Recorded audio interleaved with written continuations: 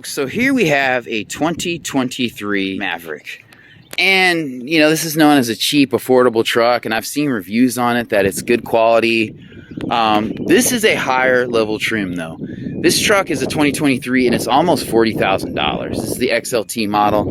I mean, I think at that point, I would just get a used F-150, honestly. It looks good, you know. I like the paint on this truck. It's not like a sports car color, which I really don't like on trucks. And it doesn't look like a toy truck. It looks like it has utility. It doesn't have a bad angle. It's kind of boxy. Exhaust wise, it's kind of hidden. These aluminum wheels are solid. These are 17-inch or 225/65 R17s. And it looks like it has good space. So I'll take a step back so you can see. You know, it definitely looks like a truck that you would get utility out of, not just, you know, something to have to say you have a truck. Ooh, that's tragic. So that's not damped or lined, but I can see potential here. This is a useful space. You do have like tie downs right here.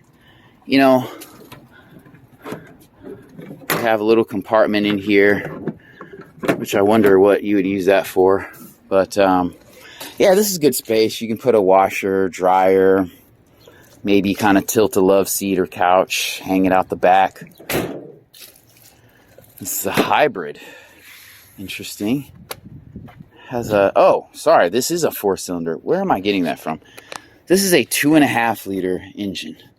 So I'll put the specs below. This is not a V6. I was like, a V6 in 2023 in a Ford Maverick?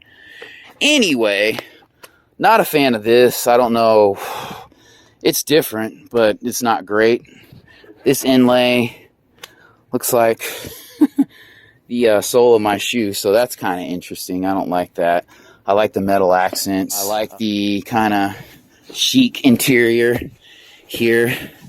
This truck feels solid, kind of bouncy when I get in. This charge port back here.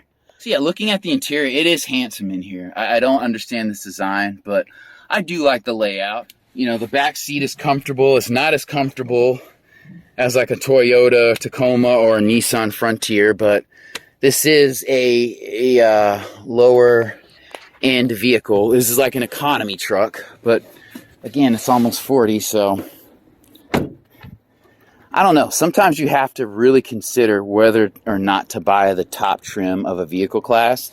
On something like a Camry, I get, but even Camrys push to a point where you might as well go for like a 1 or 2 year older ES350 if you're pushing the Camry up to a point.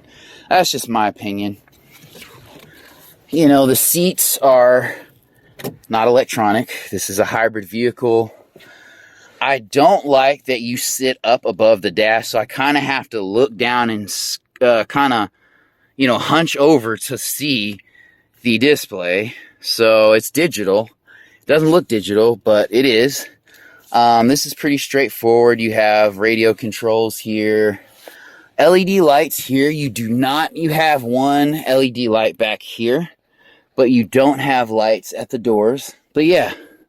And there's a look at the back seat. That is handsome. I mean, this is a handsome vehicle, you know.